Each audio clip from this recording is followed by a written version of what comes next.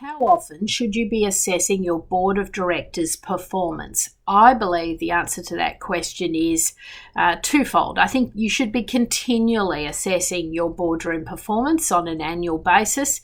That could be led by the chair, but I think you need to be constantly monitoring how you're performing as a team, who's bringing what to the table, who's presenting various board papers, how the board is operating. Is it operating smoothly? Are we able to reach good decisions in an informed way? That constant monitoring and assessment is crucial. But in a formal way, we should be assessing at least once per annum, and I believe you should bring in someone independent. Yes, you can self-assess, but often you find that there are a lot of preconceived ideas about performance. And when you bring in someone independent, you're bringing in those fresh eyes. That's that independent person that even the board members can speak to quite freely. So it's important to set up a system, a methodology, if you like, that the board members could meet with the assessor privately, one-on-one, speak their mind, that not every comment is relayed verbatim back to the chair or to other board members, but that there is a mechanism to gather information around the table very, very freely, frank and fearless dialogue about what's going well in the boardroom and what's not going so well. And then down to individual assessment, looking at the individual skill matrix, their attendance, their contribution, where they're going well in boardroom meetings, where they're not going so well, and getting the self-assessment. So, it's always a great place to start, to have self-assessment of the individuals taking place and an individual independent executive meeting with those people one-on-one and gathering that information, drawing out some themes and then relaying that back through to the chair or the nomination committee, whoever has set up the process.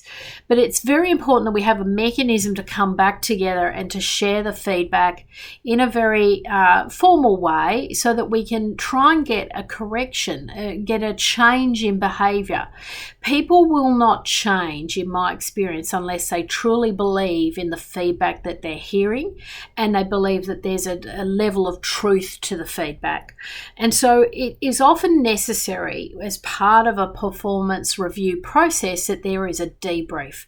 Now, sometimes that has to happen one-on-one because it's, maybe there's a behaviour occurring with an individual and it's quite serious, and we've got to bring that individual back, online, and you need to give that person some individual feedback, and that could be done with the chair, and it could be on the basis, look, we've spoken to several people, we've had this feedback in a recurring manner, there's been different comments made, this is the theme of what's been said.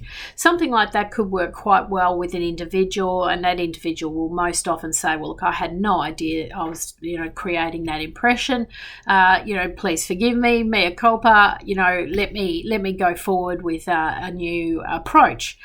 Or you may conversely get someone who just bugs out and just says, well, I don't believe that's true, and, won't accept, don't maybe have the self-awareness or the emotional intelligence to be able to correct the behaviour, and they might leave the board. That can happen, and you've got to be prepared for that with board assessments. It's very personal, and people at a very senior level have quite a high level of performance anyway, and so any form of criticism can be taken quite poorly. So that's why it's important that this is done very professionally and done in the right way, and you might have to modify your assessment process to accommodate different styles of individuals. And you may get a briefing. I often will get a briefing and the chairman will say, look, I think this person's going to react very badly.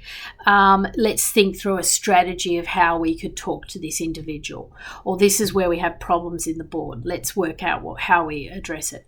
So you need to be fairly frank and fearless in these processes, but you have to be sensitive to people's perceptions, and you've got to go through it in a structured way, and you've got to make it as easy as possible to gather this information over a timely period. So generally speaking, if I was engaged to do a performance assessment, it happens over 1 or 2 weeks.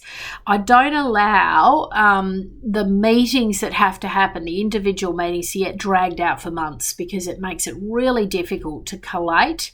And, often you can get people who can go off rails while, you're taking too long to pull together a performance review.